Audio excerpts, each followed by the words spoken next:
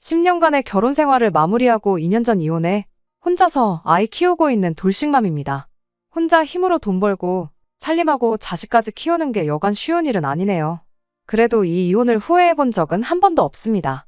아들이 이따금씩 아빠가 보고 싶다고 칭얼댈 때는 있는데 그때 미안한 마음이 드는 것만 제외하면 말이죠. 만약에 제가 가정을 지키겠답시고 이혼하지 않고 시댁이 원하는 대로 다 해줬다면, 꾸역꾸역 억지로 참고 그렇게 살면서 버텼다면, 모르긴 몰라도 혈압 때문에 뒷목 잡고 쓰러져서 제 명에 못 살았을지도 모르겠네요. 제 인생을 돌이켜보면 썩 순탄한 편은 아니었습니다. 과거 아버지께서 빚보증을 잘못 써는 바람에 멀쩡했던 집안이 한순간에 폭삭 주저앉아버렸거든요. 지금은 어떻게 잘 이겨내서 평범하게 지내고 있긴 하지만 제가 결혼할 때만 해도 저희 집에서 그 어떤 지원을 기대할 만한 상황은 아니었습니다. 반면에 시댁은 저희 집과는 다르게 어느 정도 여유가 있는 집이었습니다. 남편 아래로 저랑 나이차가 얼마 나지 않는 신우가 있는데 한참 사회생활 해야 할 나이임에도 집에서 놀고 먹고 있었고 하고 싶은 공부가 있다고 해서 시부모님이 선뜻 당신들 돈으로 유학을 보내주는데 그것만 봐도 저희 집과 비교해서 많이 여유가 있는 집이구나 하는 생각이 들어서 부럽기도 했었죠. 하지만 그런 넉넉한 형편에도 불구하고 시댁에서는 저희에게 그 어떤 지원도 해주지 않았습니다. 거기에는 이유가 따로 있었어요. 시어머니는 저희가 돈이 없으면 없는 대로 시댁에 들어와 당신들 모시고 살 것이라 생각했던 거였죠. 시어머니가 간과하고 있었던 건 제가 모아놓은 돈이 어느 정도 있었다는 사실이었습니다. 애초에 저도 집에서 아무런 지원을 받지 못하는데 시댁에서 아무 지원을 안 해준다고 해서 그게 섭섭한 상황은 아니었거든요. 비록 남편이 당시 모아놓은 돈이 그동안 제가 모아놓은 돈과 비교했을 때 보잘것없이 초라한 액수긴 했지만 애초에 시댁 지원이 없다고 해서 결혼을 포기할 생각이었다면 남편의 청혼부터 거절했었을 겁니다. 당장 모아놓은 돈이 얼마 차이 나는 것보다 같이 꾸려나갈 미래가 더 중요하다고 생각했던 저였거든요. 그리고 돈이 아무리 없다고 해서 시댁에 들어가 빌부터 살 생각은 더더욱 없었고 말이죠. 그래서 결국 시댁에 들어와 살라는 시어머니의 제안을 거절하고 저희들이 모아놓은 것만 가지고 결혼식을 올리게 되었습니다. 제가 모아놓은 돈에다 대출을 더 받아서 전세로 신혼집을 구했어요. 남편이 모아놓은 돈을 가지고는 혼수를 마련했습니다. 다행히 결혼식 비용은 축의금 들어온 걸로 대충 다 처리할 수 있었어요. 그 와중에도 조금이나마 아껴보겠다고 신혼여행도 KTX 타고 경주로 짧게 다녀왔습니다. 한 번밖에 없는 신혼여행을 국내 여행으로 퉁치는 게 아쉽긴 했지만 해외여행은 나중에 자리 잡고 나서도 갈 수도 있는 거였으니 당장 아쉬운 마음은 뒤로 하기로 했죠. 아무래도 어릴 적에 빚보증 때문에 이 꼴 저 꼴 다 보고 자랐다 보니 경제적인 어려움 없이 아이 둘 키우면서 평범하게 잘 사는 가정을 꾸리는 게 제 꿈이었어요. 경제적으로 안정감을 갖기 위해선 무엇보다 자가로 집을 가지고 있는 게 중요하다 생각했고요. 당시 남편은 이런 제 꿈을 존중해줬고 긴축하며 살아본 적은 한 번도 없었을진데 경제권을 저한테 넘겨주고 저한테 맞춰서 살아줬습니다. 용돈도 최소한으로 타서 쓰고 그 좋아하던 술도 끈타시피 하면서 저를 도와줬었죠. 결혼 첫 해에 여름이 굉장히 더웠던 걸로 기억되는데 그때 에어컨도 없이 선풍기 2대로 여름을 보냈어서 더 기억에 남는 것 같습니다. 그렇게 허리띠 졸라매며 사는 와중에도 사랑은 싹튼다고 결혼 2년차가 되던 해에 첫째 아이를 갖게 되었어요. 자녀 계획이 없었던 게 아니다 보니 조금 이른감이 있었지만 이렇게 된 거 잘 키워보자고 했어요. 하지만 또 팔자 편하게 애 키우겠다고 제가 집에서 쉴 상황은 아니었다 보니 앞으로 어떻게 해야 할지가 정말 막막했습니다. 그러던 와중에 저희 친정이 빚도 다 갚아내고 조금씩 여유가 생기기 시작했어요. 집안 형편 때문에 제가 가고 싶던 대학도 포기했던 게 결혼할 때 한 푼도 못 보태줬던 게 평생 마음의 짐이었다며 친정어머니께서 조리원 비용도 내주셨고 아이도 대신 돌봐주시겠다고 해주셨습니다. 그 덕에 저는 딱 2달 몸 추스르고 복직해서 맞벌이 생활을 이어갈 수 있었습니다. 그때가 한참 돈 모으는데 속도가 붙기 시작한 와중이었거든요. 그런데 아이 생겼다고 애 키워야 한다고 제가 덜컥 회사를 그만둬버리면 앞으로 돈을 모으기는커녕 여태껏 애써 모아놓은 돈까지 전부 까먹겠다 싶은 상황이었거든요. 그런데 저희 어머니께서 이렇게 선뜻 아이를 봐주시겠다 하니 정말 천만다행이다 싶었고 그 감사함은 이루 말할 수가 없었습니다. 하지만 그러던 와중 시어머니의 불만이 날이 갈수록 심해져 갔어요.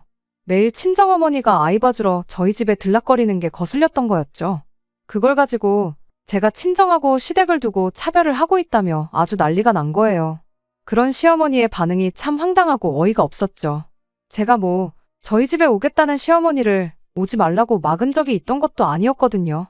애초에 저희 결혼할 당시에 시댁 들어와서 살라는 걸 거절하고 알아서 집 구해서 결혼식을 올린 걸 두고 아주 부모를 우습게 보는 자식들은 필요 없다고 니들 마음대로 하고 살라고 하시며 저희 신혼집 집들이도 안 오셨던 분이세요. 우리 아이가 태어났을 때도 축하는커녕 이참에 직장 그만두고 집에서 애나 키우라고 하셨던 분이죠. 그런 분이 저를 두고 친정만 편애하고 시댁을 배척한다고 하고 있으니 뭐라 할 말이 없더군요. 그렇다고 저희가 시댁을 찾아가지 않았던 것도 아니었어요. 언제까지 사이 나쁘게 지낼 수는 없으니 매달 한 번씩은 꼭 찾아뵙고 그랬었죠. 저희가 찾아간다고 해서 저희를 뭐 버선발로 마중을 나오신다거나 하는 것도 아니었습니다. 허리가 아프네, 몸이 쑤시네 하면서 밀어놓은 집안일을 저에게 눈치 주면서 시키기가 일쑤였고 저희는 한푼이 아쉬워 아끼고 있는 와중인데 그걸 알고 있으면서도 이게 먹고 싶네, 저게 먹고 싶네 하면서 저희들 데리고 외식 나가 한 번에 20만 원, 30만 원씩 쓰게 만드는 게 일이었죠. 계산할 때가 되면 그깟 외식비 얼마 나온 걸 가지고 손을 바들바들 떨고 있느냐며 그렇게 돈을 아끼고 싶으면 시댁에 들어와 사는 게 맞지 않느냐고 빈정대질 않나? 저보고는 사돈 다 늙어서 애나 돌보게 만들고 개고생을 시키고 있다며. 불효가 다른 걸 두고 불효라고 말하는 게 아니고 너가 하는 짓을 두고 불효라고 하는 거라고 악담을 퍼붓기도 하셨습니다. 이참에 회사 그만두고 애도 직접 키우고 시댁 들어와 살면서 돈도 아끼고 살림하면서 효도나 하라고 하는데 말도 안 되는 소리였죠. 친정어머니 고생시키고 있던 건 틀린 말은 아니지만 그 고생은 저희 어머니가 하고 계셨는데 왜 저희가 시댁에 들어가서 시어머니한테 효도를 해야 한다고 하는 건지. 그런 앞뒤가 맞지 않는 소리를 하면서 계속 합가를 하자고 나오는데 그게 솔직히 너무 부담스러웠습니다. 제 나름대로 이런 시어머니의 악담은 한 귀로 듣고 한 귀로 흘려보내며 싹 다 무시하려고 노력했어요. 잊을만 하면 전화해서 저한테 잔소리를 해댔고 저희가 시댁에 직접 찾아뵙는 날이면 그때는 아예 얼굴 보는 앞에서 대놓고 갑질을 하고 그랬지만 언젠간 좋은 날이 오겠지 하고 생각하며 속으로 꾹꾹 눌러 참고 애써 무시했습니다.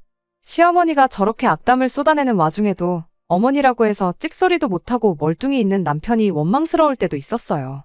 하지만 최대한 그런 남편의 심정도 이해해주려고 노력했습니다. 남편은 그래도 자식인데 언젠간 시어머니가 경제적으로 우리한테 도움을 줄 때가 있지 않겠냐 그런 생각을 가지고 있었거든요. 그러니 남편은 남편 나름대로 최대한 시어머니 심기를 거스를 만한 행동은 하지 않으려고 나름대로 눈치를 보고 있던 거였죠. 저는 시댁 재산에 눈꼽만치도 관심이 없었어요. 여태 아무 지원 안 받고도 잘 살았는데 이제 와서 얼마 지원받는다고 해서 우리 인생이 뭐 크게 달라지겠다는 생각이 들지는 않았거든요.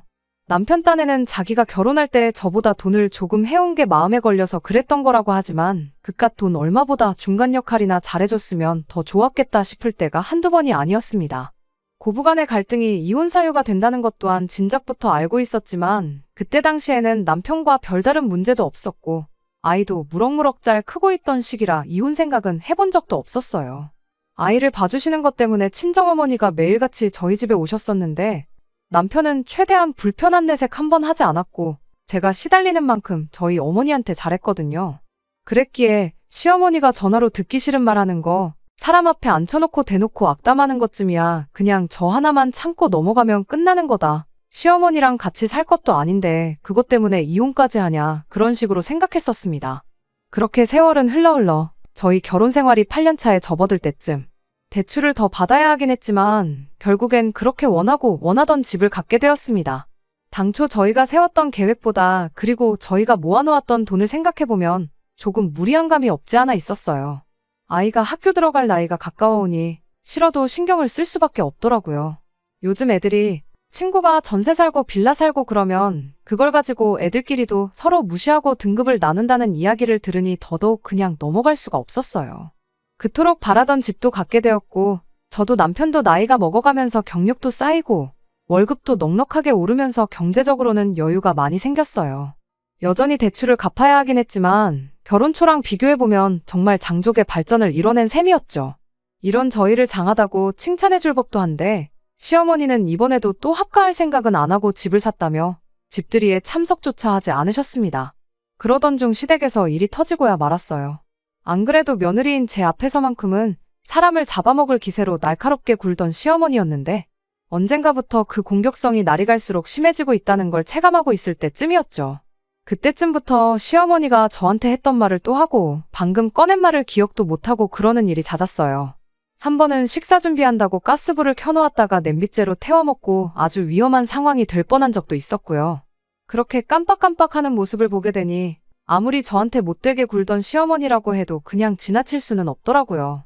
시어머니한테 병원에 좀 한번 같이 다녀와 보자고 설득을 했지만 시어머니는 오히려 그런 저를 두고 멀쩡한 사람을 치매 환자를 만들고 있다며 입에 담기도 힘든 말을 퍼붓기까지 했습니다. 저도 그러려니 하고 포기할까도 했지만 자꾸만 그 증상들이 마음에 걸려서 그냥 넘어갈 수가 없었어요. 그래서 시아버지도 설득하고 남편도 설득하고 심지어 미국에 체류 중인 신우한테도 연락을 해서 시어머니 마음 좀 돌려달라고 부탁을 했죠. 기나긴 설득 끝에 결국 시어머니를 모시고 병원에 다녀올 수 있었습니다. 결과는 제가 우려했던 대로 치매였어요. 다행히 비교적 초기에 발견된 상황이라 약물 치료를 시작하면 상태가 호전될 수 있으니 크게 걱정 말고 일단 상황을 지켜보자는 이야기가 나왔습니다. 그렇게 앙칼지던 시어머니가 자꾸 초라하게 보이더군요. 하지만 안쓰러운 마음도 잠시였어요. 아무리 치매 판정을 받았더라도 며느리를 부려먹어야겠다는 마음은 까먹지 않으시더라고요. 오히려 치매 판정을 받은 이후부터는 매일같이 퇴근 시간마다 전화를 해서 네가 나 대신 네 시아버지 밥 좀 챙겨다오 하면서 저를 본격적으로 부려먹으려 들기 시작했어요. 집안일이 잔뜩 쌓여있는 건 기본 옵션이나 마찬가지였고요. 치매라는 병이 정말 신이라는 게 존재하는가 싶을 정도로 무섭고 슬픈 병이잖아요. 그동안 제대로 된 며느리 대접 한번 받아본 적 없었지만 그래도 시어머니가 정말 딱하다는 생각뿐이었어요. 남편도 엄청 우울해했고요. 저한테 상황이 상황인 만큼 시댁 좀 신경 써달라고 부탁을 해왔습니다. 매일같이 퇴근길에 시댁에 들락날락하면서 집안일을 해주는 건 불가능했지만 최대한 자주 찾아뵙고 신경을 써보겠다고 했어요. 남편은 납작 엎드려 절이라도 할 기세로 저한테 고맙다고 말해왔고요. 하지만 약물 치료가 어머님 상태를 호전시킬 수도 있다던 희망적인 그 말과는 다르게 시어머니의 증세는 날이 갈수록 더 심해져 갔습니다. 요 근래에는 화장실 실수도 종종 하기 시작했어요. 그간 매일같이는 아니더라도 제가 꼭 주에 한 번은 퇴근길에 시댁에 들러 밀린 집안일도 해놓고 가고 그랬었는데 이젠 화장실 실수까지 하게 되니 제가 일주일에 한 번 오는 걸 가지고는 어떻게 손쓸 방도가 없었어요. 시부모님이 경제적으로 여유가 없는 분들도 아닌데 왜 간병인 부를 생각은 하지도 않고 저한테 다 떠넘기는지 싶었죠. 남편도 종종 한 번씩 시댁에 들러서 얼굴을 비추긴 했는데 저한테 시키는 것과는 다르게 남편한테는 그 어떤 집안일도 시키지 않는 것처럼 보였습니다. 한참 그렇게 정신없이 살고 있던 와중에 제가 또 아이를 갖게 되었습니다. 아이 둘 낳아서 행복하게 잘 사는 게 제 소원이긴 했지만 사실 당시에 하나 키우는 것만으로도 벅차서 둘째 계획은 거의 포기 상태나 마찬가지였었어요. 조심한다고 했는데 난데없이 아이가 생겼으니 정말 당황스러웠죠. 집을 이사하면서 대출도 새로 받았고 저희 어머니한테 또 갓난쟁이부터 새로 한 명 더 키워달라 부탁드리기엔 너무 염치가 없는 거 아닌가 하는 생각을 하니 어떻게 말을 꺼내야 할지 고민이었어요. 다행히 저희 어머니께서는 둘째고 셋째고 낳기만 하면 당신이 다 봐줄 테니 그런 부분에 있어서 걱정은 하지 말라고 건강하게 출산할 생각만 하라며 저를 안심시켜 주셨어요. 친정어머니 덕분에 안심이 되긴 했지만 한편으로는 시댁엔 어떻게 이 이야기를 꺼내야 하나 싶었습니다. 그나마도 제가 주마다 한두 번씩 얼굴 비추고 집안일 도와드리고 그랬는데 이제 둘째가 생겼으니 앞으로는 그걸 못해드린다는 말을 전해야 했으니까요. 시아버지의 반응은 제가 예상했던 그대로였습니다. 오히려 제 예상보다 더하며 더했지 절대 덜하지 않았어요. 시아버지한테서 치매 환자인 시어머니를 살펴야 하는 이 시국에 둘째를 갖는 게 말이나 되냐며 니들 지금 생각이 있냐 없냐는 잔소리를 들어야 했습니다. 그리고 애 가진 게 무슨 벼슬이냐고 네가 애를 가진 거랑 아픈 시어머니 돌보는 거랑 무슨 상관이 있냐는 소리를 하더군요. 네 시어머니도 신우 가졌을 때 남편 키워내면서 집안일도 다 하고 집안어른들 모시면서 다 해냈다는 말을 보태면서요. 그걸로 모자라 시어머니가 저렇게 된 게 저한테도 책임이 있다고 하면서 제 탓을 하더라고요. 진작에 처음부터 니들이 들어와 살면서 시어머니를 모셨더라면 어머님이 저렇게 되지 않았을 거라고요. 편하게 며느리 효도받으며 살아야 할 때에 떨어져 살면서 계속 고생시킨 장본인이 바로 저라는 소리였죠. 그러니까 이참에 더 늦기 전에 회사 그만두고 시댁 들어와서 시어머니 간호나 극진하게 해보라는데 이야기 들어보니 어머님 고생시킨 건 다른 사람이 아니라 아버님이 제일 고생시킨 것처럼 보이는데 제가 아니라 아버님이 어머님 간호를 해야 하는 게 맞지 않냐는 말이 목끝까지 차올랐습니다. 직접적으로 저렇게 말하는 대신에 저는 신우 이야기를 꺼냈죠. 자식도 안 하는 간병을 왜 자꾸 저한테 바라시냐고요. 두 분한테는 신우가 있지 않냐고. 신우가 미국 간 지가 벌써 10년인데 아직도 졸업장도 못 따고 학생 신분이지 않냐고. 당장 비싼 돈 주고 유학 간 결과물을 가져올 생각이 없으면 당장에라도 귀국시켜서 어머님 간병을 시키는 게 맞지 않냐고 했죠. 아니면 신우 뒷바라지 해줄 돈으로 간병인을 구하던지 요양원에 모시는 게 낫지 않냐고. 무작정 며느리한테 다 떠넘길 생각만 하는 게 아니고 현실적인 방안을 찾는 게 어머님을 위해서도 우리 모두를 위해서도 더 나은 방법이라고 말을 꺼냈죠. 합가 때문에 언쟁하러 찾아온 게 아니고 둘째도 생겼으니 앞으로 어머님 돌봐드리는 일은 더 이상 못한다고 말씀드리러 온 거라고 제 입장을 확실하게 전했습니다. 그런데 그때 옆에 있던 남편이 갑자기 한마디를 하더라고요. 이제 10년 만에 드디어 내 남편이 중간 역할이란 걸 하는구나 싶어서 감동스럽기까지 했는데 남편이 난데없이 목에 핏대를 세워가며 너 지금 말 다 했냐고 하면서 저에게 화를 내기 시작했습니다. 말을 다 하긴 내가 무슨 말을 했다고 이러냐 따지니 제가 요양원 이야기를 꺼낸 걸 가지고 트집을 잡더라고요. 그동안 착한 척은 다 하더니 뒤로는 어머니 요양원 보낼 생각을 하고 있었냐고요. 우리 엄마가 치매를 앓고 있다고 해도 지금 이렇게 멀쩡하신데 아픈 사람을 앞에다 두고 요양원을 보내라느니 어쩌라느니 말을 할 수가 있냐고. 치매 걸린 사람이 우리 엄마가 아니라 장모님이었으면 네가 요양원 이야기나 꺼냈을 거냐며 저한테 성질을 부리는 거예요. 그때의 기분은 정말이지 그 어떤 말로도 표현을 할 수가 없습니다. 여태껏 이악 물고 버텨온 세상이 무너지는 기분이었죠. 저는 마음을 다잡고 남편한테 대답했어요. 치매 걸린 게 시어머니가 아니라 우리 엄마였다면 당연히 내가 모셨을 거라고요. 다른 이유가 있는 게 아니고 내가 자식이니까 모셨을 거라고. 당신 말대로 어머님이 멀쩡하다고 생각되면 나 말고 당신이 모시면 되는 거 아니냐고 했더니 불과 몇 초 전까지만 해도 목에 핏줄을 벌겋게 세워서 있는 대로 소리를 떵떵 치던 사람이 기어들어가는 목소리로 자긴 남자라서 그런 거 못하는 거 알지 않느냐고 찌질하게 대답을 하더군요. 그 말을 들으니 내가 무슨 부귀영화를 누리겠다고 시어머니 갑질을 견뎌내며 바쁜 시간이나마 쪼개가면서 시댁에 최선을 다했는지 싶더군요. 그래서 내가 말하지 않았느냐고 남자라서 못하는 거면 미국에 있는 당신 동생 불러다가 간병을 시키면 되는 거 아니냐고 다시 따졌습니다. 막말로 신우가 미국에 직장이 있는 것도 아니고 가정을 꾸려서 거기서 살고 있는 것도 아닌데다가 뭐 박사학위 딴다고 논문 준비하는 것도 아니고 학부 졸업장도 못 따서 허덕이고 있는데 이미 실패한 유학을 포기시키는 게 뭐가 어렵냐고 했어요. 그냥 신우 유학 포기시키고 어머님 간병하라고 하고 시댁 전 재산 신우한테 물려주면 해결되는 거 아니냐고 자리에서 일어났죠. 그날 이후로는 남편도 자존심 때문에 저한테 사과하기가 싫었던 건지 말 한마디 걸지도 않고 집에서 저를 피하더군요. 불편한 걸 떠나서 엄마 아빠가 이렇게 사이 나쁘게 지내는 모습 보여주는 게 교육상 안 좋을 것 같아서 어떻게 풀어보려고 노력했어요. 하지만 남편은 시어머니 모시고 사는 방법 외에는 자기랑 풀 방법이 없다며 끝까지 똥꼬집을 부리더군요. 그래서 저도 그냥 포기해버렸어요. 그렇게 냉전 상태로 몇 주 지났을 때쯤 신우한테서 연락이 왔어요. 이젠 신우까지 나서서 무슨 소리를 하려나 싶었는데 한다는 소리가 이 상황에 둘째를 갖는 건 말도 안 되는 거라며 자기가 수술 비용이며 그런 거 다 내줄 테니 아이를 포기하라는 말을 꺼내왔습니다. 대번에 저는 너 지금 말 다 했냐? 미치지 않고서 사람이 어떻게 그런 말을 하냐 하면서 네 엄마 간병해달라고 지금 내 자식을 포기하라고 하는 거냐고 저도 세게 한마디 했죠. 된통 저한테 말로 두드려 맞은 신우가 지 오빠한테 일러바치기라도 했는지 퇴근해온 남편이 얼굴이 울그락불그락해서 저한테 시비를 걸어왔습니다. 남편은 내 동생이 뭐 틀린 말 했냐고 엄마가 저런데 우리끼리 행복하게 사는 게 말이나 되냐면서 말도 안 되는 억지를 부리더라고요. 싸움이 커지면서 한참 감정이 격해지는 가운데 배를 찌르는 듯한 통증이 느껴졌고 저는 갑자기 하혈을 하게 되었어요. 마무리도 짓지 못한 채 급하게 병원으로 가야 했죠. 병원을 가는 길에 불길한 예감이 들었지만 제발 그것만큼은 아니길 기도했는데 결국 우리 아이는 세상 구경도 못 해보고 저와 이별을 하게 되었습니다. 그 와중에 남편은 어차피 이렇게 될 운명이었으니 이렇게 된 거라면서 시부모님과 합가는 언제쯤 하면 좋을지 몸추스르면서 한번 생각해보라고 하더군요. 여태까지 함께한 세월이 무색하게 느껴졌죠. 이 자식이 그동안 알고 지내던 내 남편이 맞나 싶었어요. 평소에도 시부모님 돈 때문에 눈치나 봤지 그렇게 효자는 아니었는데 뭘 잘못 먹고 와서 저러나 싶더군요.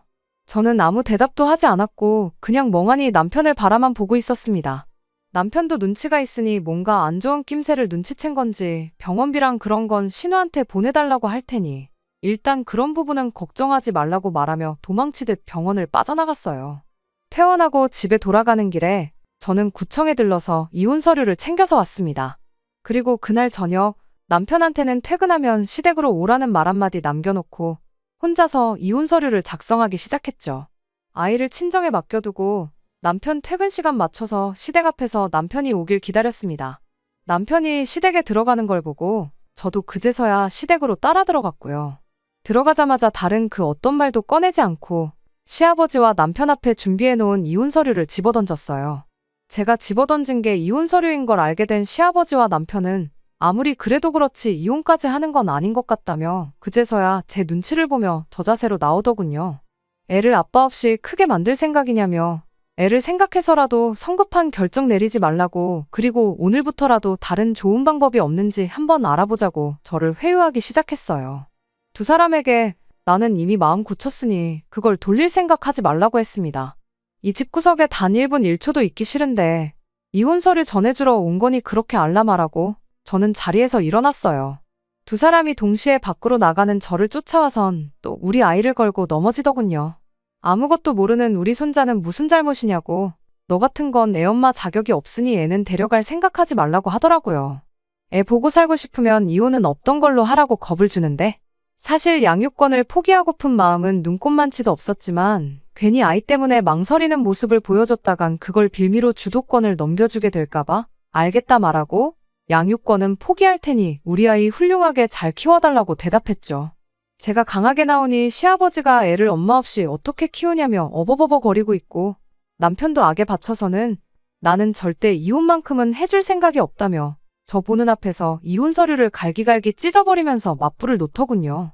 그런 남편에게 협의 이혼을 할 생각이 없는 것 같은데 그럼 나도 어쩔 수 없겠다고 날 박는 대로 변호사 선임해서 법대로 해야겠으니 한번 갈 때까지 가보자고 했죠. 대신 법대로 하는 만큼 미국에 있는 신우를 포함해 당신 식구들 전부에게 위자료도 제대로 청구할 테니 그건 그렇게 알라고 엄포를 놓았습니다. 남편도 생각해보니 승산이 없는 싸움이란 걸 깨달았는지 바로 다음날 이혼 서류를 작성해서 보내왔어요. 결국 양육권도 제가 갖기로 했고 이혼도 하게 되었습니다. 다행히 진흙탕 싸움으로 번지지는 않았고 원만한 협의를 할 수 있었어요. 결혼할 때 제가 가져온 돈도 더 많았고 아이가 앞으로 자람에 있어서 양육비 문제도 있었으니 집은 대출 남아있는 그대로 제가 갖기로 했고 남편은 몸만 나가는 걸로 합의를 봤습니다. 그렇게 10년 결혼 생활에 종지부를 찍어버렸어요. 시작할 때 말했던 대로 혼자서 애 키우는 것부터 먹고 사는 것까지 힘든 일 투성이이긴 하지만 이 결정을 한 번도 후회해 본 적은 없습니다. 그리고 얼마 전 우연찮게 남편의 지인을 마주치게 되면서 남편의 소식을 듣게 되었어요. 아이가 보고 싶다고 연락을 해올 법했는데 도무지 연락 한 통 오질 않아서 무슨 일이 있나 보구나 생각은 했었거든요. 시댁에서는 저랑 남편이 이혼하자마자 시어머니 간병을 할 사람이 없으니 결국 미국에 있던 신우를 불러내기로 했었다고 해요. 알고 보니 신우도 거기서 10년 동안 졸업장 하나 취득 못하고 학생 신분 유지하고 있었던 게 공부에 뜻이 있어서 그런 게 아니고 어떻게든 시민권자 남자를 만나서 결혼할 생각으로 뻐기고 있었던 거랍니다. 신우도 생각이 있으니 자기가 미국에서 10년 살았다는 것만 가지고 한국에서 먹고 살 가망이 없다는 걸 어렴풋이 알고 있었나 봐요. 거기에 치매 걸린 시어머니까지 모셔야 한다면 직장은커녕 결혼도 물 건너가겠다는 생각이었나 봐요.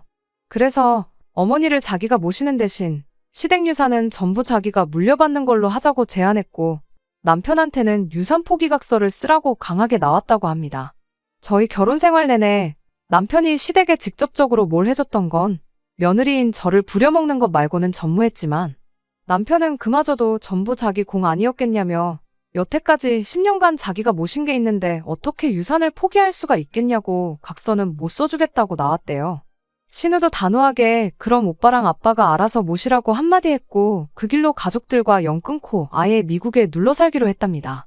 남편과 아버님에겐 마지막 카드나 마찬가지였던 신우가 사라지고 나니 달리 선택지가 없어서 결국 남편이 시댁에 들어가서 아버님과 번갈아가며 밤낮으로 시어머니 간병을 하기로 했다나 봐요.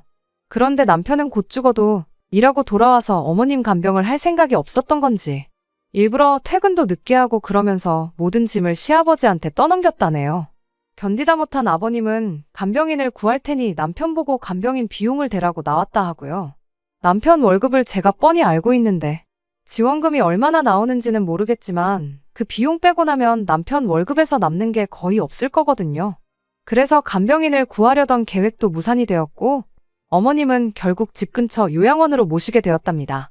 그러는 과정에서 남편과 시아버지 관계도 소원해져서 결국 견디다 못한 남편은 그 집에서 독립을 해서 나왔고 지금은 회사 근처에 코딱지만한 원룸 하나 구해서 거기서 혼자 먹고 자고 살고 있다고 하더라고요. 사실 마음 한편으로는 시댁 식구들이 그동안 제가 얼마나 고생을 했는지 뼈에 사무칠 정도로 한번 직접 느껴봤으면 하는 바람이 있었어요. 시어머니도 오래오래 사셔서 더 오랫동안 시댁 식구들을 괴롭혀주셨으면 했죠. 그런데 제 이혼을 계기로 아예 온 시댁 식구들이 서로 연 끊고 뿔뿔이 흩어지게 되었다는 이야기를 들으니 이것도 나쁘지 않은 결과인 것 같아서 속으로 혼자 만족스러워했네요. 뿌린 대로 거둔다는 말이 괜히 있는 말이 아니구나 싶기도 했고요. 이따금씩 제가 너무했던 건가 괜히 죄책감에 시달릴 때가 있었는데 결국 저 꼴이 난 걸 보니 제가 정말 좋은 결정을 내렸다는 생각뿐입니다. 이제 마음에 걸릴 거 없이 저랑 제 아이 행복만 생각하면서 살아가야겠어요. 끝까지 들어주셔서 감사합니다. 오늘의 사연은 여기까지입니다. 구독과 좋아요, 알람 설정 부탁드리고 더 좋은 사연으로 다시 찾아뵙겠습니다. 감사합니다.